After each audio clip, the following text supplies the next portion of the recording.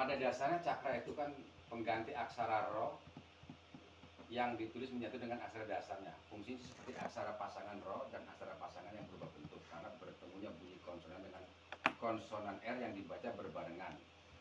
Misalnya gini, kita mau menulis kremasi, nah, kayak gitu, iya kan? Terus apa lagi? Krepia atau kritik, kerupuk, kremes, itu kan bunyi ro sama bunyi ko itu kan dibaca bersamaan. Makanya yang ya bisa tre, tra, tri, kre, kra, kri, banyak toh. Bre, bra, bri, nah, banyak lah itu. Pokoknya setiap ada bunyi ro yang dibaca bersamaan dengan aksara sebelumnya itu pasti wianjono dan bentuknya cakra. Seperti ini cakra itu. Maka kalau dia ini bunyi sudah kera, tapi bagaimana kalau dia berbunyinya kre? Ya tinggal diberi taling. Supaya berbunyi kre ya tinggal diberi tarung. Bunyinya kri tinggal dikasih bulu. Bunyinya kre tinggal dikasih pepat. Bunyinya kru ya diberi suku. Sebelah mana? Nah, itu pertanyaan yang bagus, yang cerdas ini. Nah gini loh, pertanyaan berarti kalau dia terbacanya supaya berbunyi kru, karena cakranya seperti ini, berarti sukunya di sini toh? Iya. Oke ya, cakep toh? Bener. Kru. Bener di situ. Ya. Oh enggak. Iya, karena secara estetika ini nggak bagus gitu. Makanya lalu dipaksa. Lucu sekali. Memang seperti ini logikanya mesti dibaca keru toh. Karena kan setelah kera, mesti kan kerunya di sini di akhir. Nah, lalu dibuatlah yang lebih estetis. Dia ditulisnya seperti membaca kur.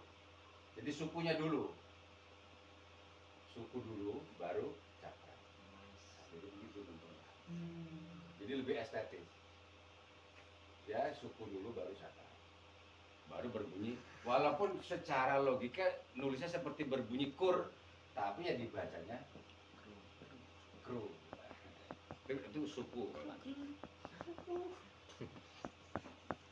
Aneh. Nanti kalau di digital udah ngerti.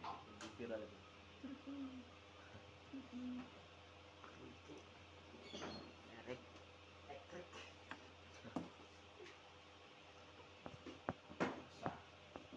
Nah, lalu dibedain. Yang kedua itu cakra keret dilambangkan dengan cakra keret yang dilambangkan dengan ini cakranya. Tapi dikasih keret di ujung. Untuk bunyi ke, tre, bre, sre, tre. Nah, kayak gitu. Yang bersamaan semua. Tapi bunyinya re.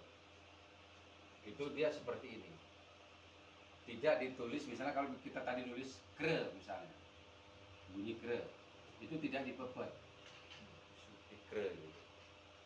Tapi di keret seperti ini. Jadi nulis kre itu, nah gini, kre, kremi, kan jadi seperti itu.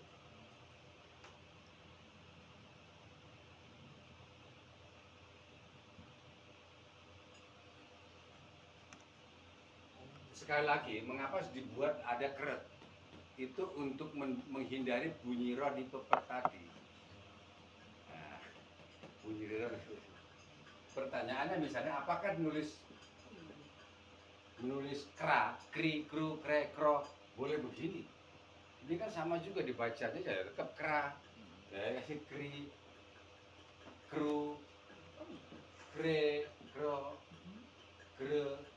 Kenapa? Ya, kalau sudah paham teorinya, jangan sekali-kali nulis begini.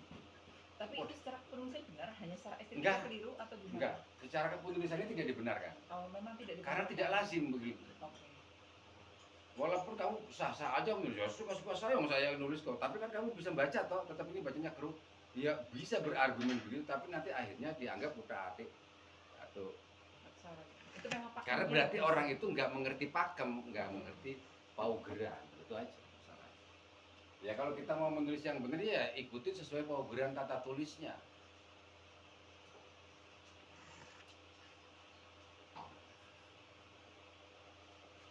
Dia boleh seperti itu kalau dia fungsinya pasangan.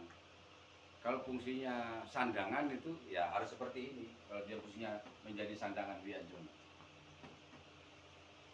Karena di serat-serat juga tidak ada contohnya nulis kera itu ya, nulis kre apa, nulis kri itu dengan ro, pasangan ro itu enggak ada.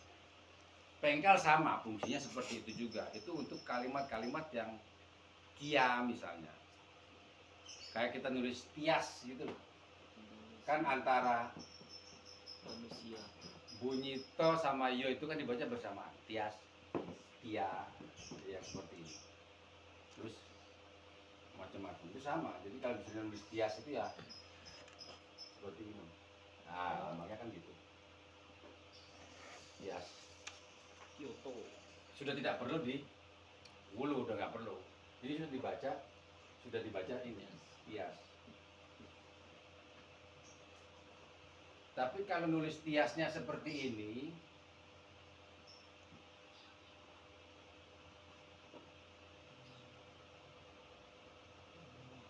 jarang tapi kan orang biasanya nulis tiasnya seperti ini. Tiap, tiap, tiap.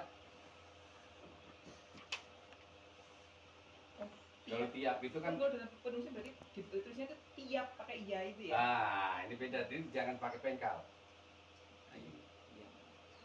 Tiap dipanggil. Oke. Walaupun ketika ditulisnya dengan pengkal seperti ini, dibacanya ya tetap tiap, tapi dibacakan cepat tiap, ya seperti itu.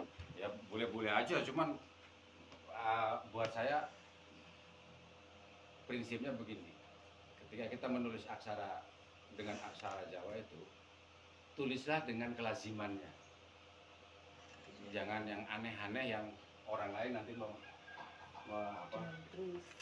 memperdebatkan. Nah, capek nanti berdebat sama orang bodoh. Tahu pula mau maunya. Hah? Iya kan? Tahu pula mau maunya udah tahu. Oke ya, itu Wianjono. Sampai di sini paham? Paham, insya Allah. Paham Nabil? Hamba. Erik? Paham. Oke ya. Mesti belajar ya. Nah, sandangan yang ketiga, bentuk sandangan yang ketiga itu adalah sandangan Panyigek Wando. Sandangan yang digunakan untuk menutup suku kata.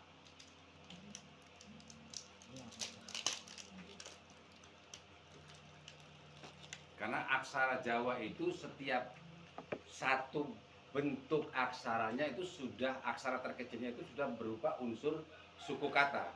Tidak ada lagi spell yang di bawahnya. Paham ya? Kita nulis,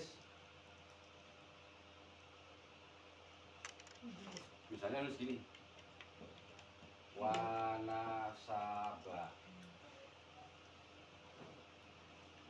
Ini sudah suku kata tuh ini. Ya. Nah kalau Latin kan masih bisa dipecah lagi, di bawah suku kata itu masih ada.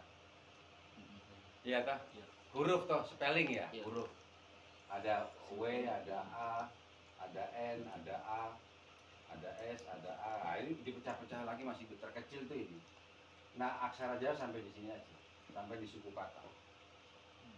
Sehingga tadi tulisan Maha apa tadi itu? Mahatura itu karena menggunakan logika ini. Gitu. Oke. Iya. Dia udah suku kata, persuku kata. Nah, ketika kita bilang persuku kata,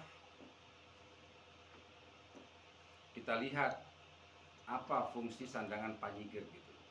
Wando itu sandangan yang digunakan untuk Panyigek itu penutup atau titik. Suku kata itu ada 3. Di situ ada yang disebut layar. Itu untuk ada yang disebut layar ya. Layar itu fungsinya sebagai penutup kata untuk bunyi r dari aksara ro. Jadi misalnya kita mau nulis dasar misalnya. Dasar kan sebenarnya kalau kita tulis aslinya kan seperti ini. Dasar. Ro yang dipangkon kan. Kalau dihilangkan pangkonnya itu dia menjadi dasara atau dasaro. Dasaro. Tapi kalau supaya dia berbunyi r, dasar, dia kan dipangkon.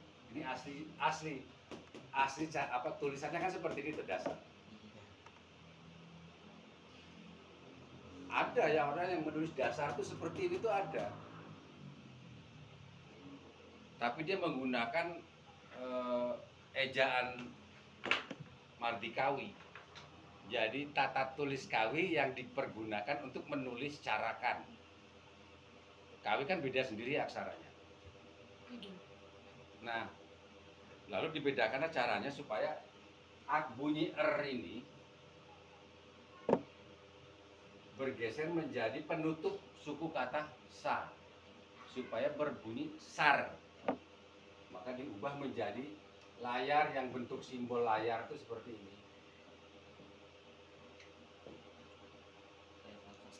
Seperti layar gitu. Yang itu ditulis di atas kata dasar yang diberi sandangan. Jadi kalau menulis dasar tidak lazim seperti ini, tetapi saya anggap tidak lazim ya. Walaupun sebagian orang membolehkan, tapi kita jangan tiru karena mesti pakai ributnya. Kalau belum ngerti teorinya loh. Sehingga dasar ditulis seperti ini. Set. Dasar dia menjadi penutup. Nah itu orang pesantren bisa. Ini kalau di dalam menjelaskannya di dalam teori ilmu pesantren namanya i'lal ini.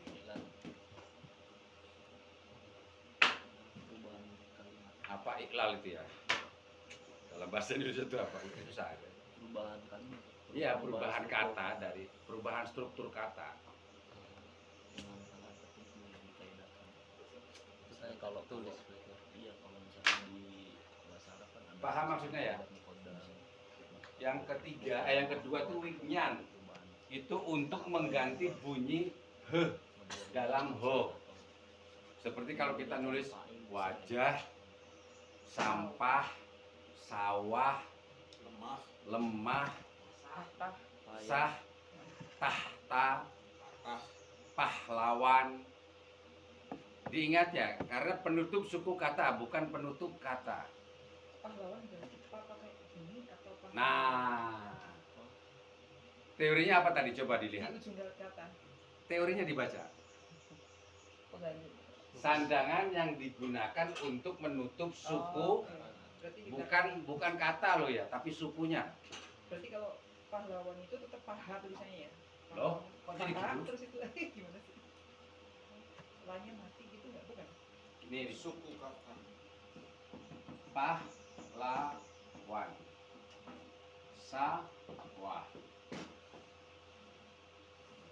Aslinya kan kalau di dalam arti kan suku katanya begini, pahlawan kan gitu toh. Ya. Sawah. Kalau di Jawa kan